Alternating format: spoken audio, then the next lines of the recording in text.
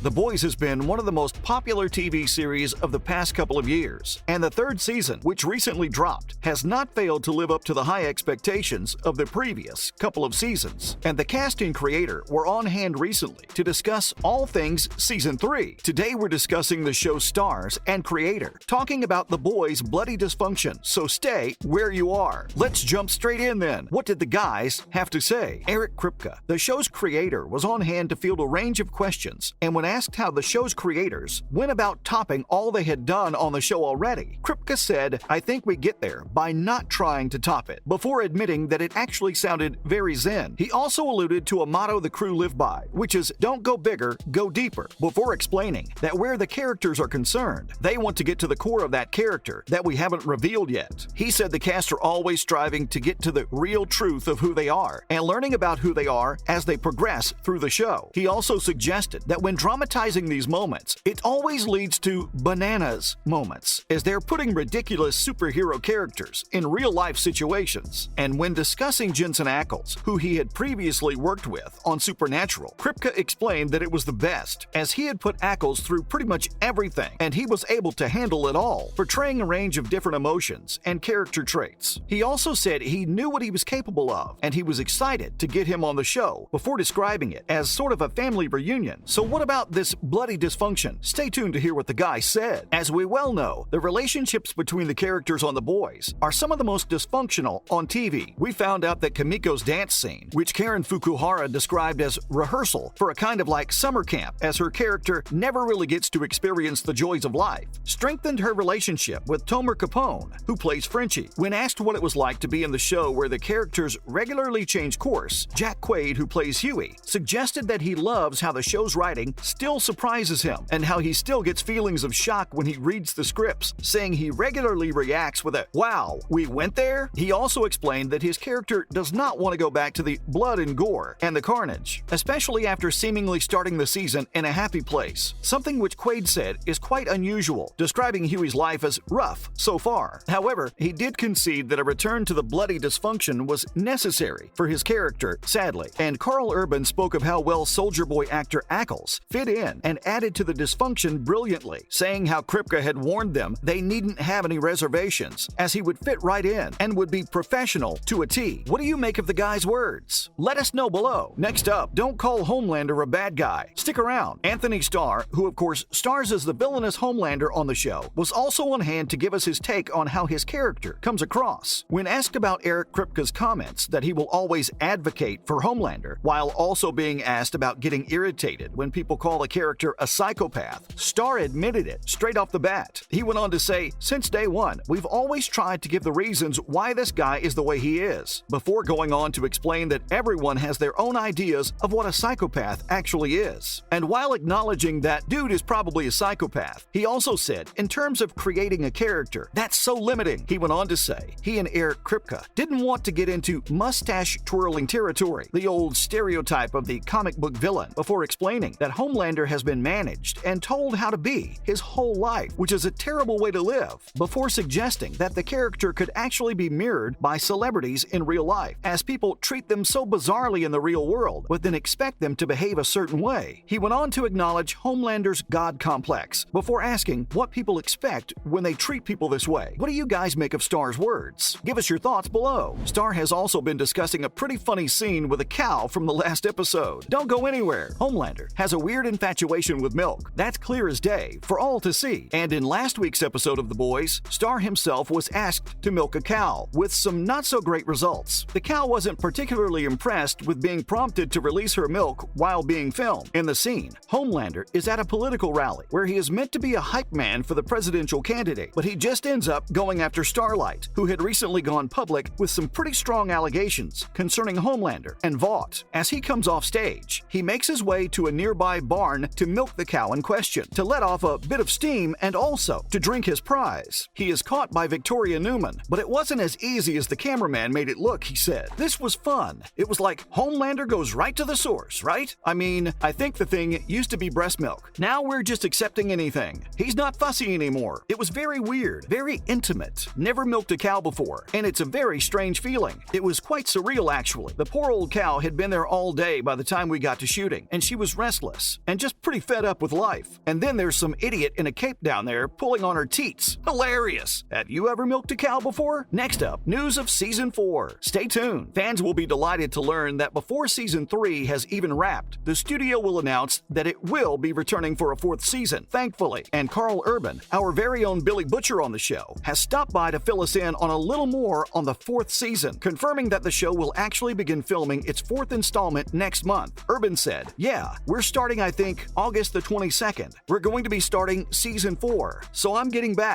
my Butcher back on. And I can't wait. It's a fun gang to play with. We work hard and play hard, and I can't wait to see where they take the characters from where we leave them at the end of this season." And of course, fans of the hit show will be delighted at such a short turnaround, but we're not sure just when the show will air, nor what direction the storyline might head off in. Urban was asked where he thinks the writers might go, and he claimed that he has no idea. He did, however, reveal that he has a meeting with Eric Kripke next week, where he expects to learn more about what he's got in store. Urban finished by saying, "I like to give them the respect of being able to do their writing process and not be harassed by actors going, 'What are we doing?' Fair enough. What direction would you like to see them go in?" And finally, Arnold Schwarzenegger has been reacting to the spinoff, The Boys Presents Varsity. Arnie recently caught a glimpse of the spinoff, and by all accounts, he seems pretty stumped, which is probably to be expected. Arnie's son, Patrick Schwarzenegger, is set to appear in the show as a major super, which has already begun filming, and having taken a sneak peek behind Patrick's behind-the-scenes photos, Arnie seemed completely baffled. Right now, we don't know much about the show, but it's thought we will follow a group of young supers through university. Of course, The Boys is just a parody of the Justice League, but it's thought that the spinoff will parody X-Men. And Schwarzenegger Jr., who's currently filming the show, spoke of how when he showed his famous dad stills from filming, he simply asked, "What the F are you filming?" If these pictures are enough to shock someone like Arnie, who must have seen it all, then the spinoff should be just as dark, violent, shocking, and insert your own adjective as the original show, which is fantastic, right? Arnie has been involved in his fair share of shocking productions, from Terminator to Total Recall, so his reaction is probably a good sign. What do you guys think? As usual, thanks for dropping in today, and remember to tune in again next time when we'll be discussing all sorts of different bits and pieces. And why not do us a solid by liking and sharing today's video, while also subscribing to our channel, so not to miss out on any more great videos in the future. Bye guys!